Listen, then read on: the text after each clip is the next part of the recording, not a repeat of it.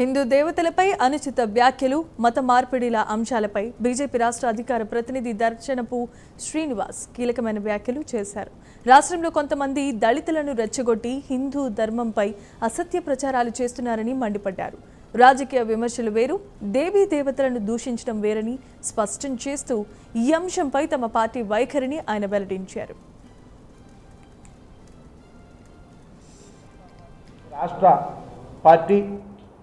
రాష్ట్ర అధ్యక్షులు పెద్దలు పివిఎన్ మాధవ్ గారి ఆదేశాల మేరకు రాష్ట్రంలో ఒక దుర్మార్గమైన ప్రక్రియ కొనసాగుతుంది. అదేంటంటే దళిత క్రైస్తవుల పేరుతో హిందూ ధర్మంపై, హిందూ దేవీ దేవతలపై ఈ మధ్య కొంతమంది కమ్యూనిస్టు భావజాలంతో వైఎస్ఆర్ కాంగ్రెస్ పార్టీకి అనుకూలంగా ఉన్న కొందరు రిటైర్డ్ ఐపీఎస్, ఐఏఎస్, ఒక రిటైర్డ్ జడ్జి పేరుతోటి రాష్ట్రంలోనే అమాయకులైన దళిత వర్గాలను రెచ్చగొడుతూ, అసలు ఈ రాష్ట్రంలో దళిత వర్గాలు చాలా హ్యాపీగా ఉన్నారు కూటమి ప్రభుత్వంలో.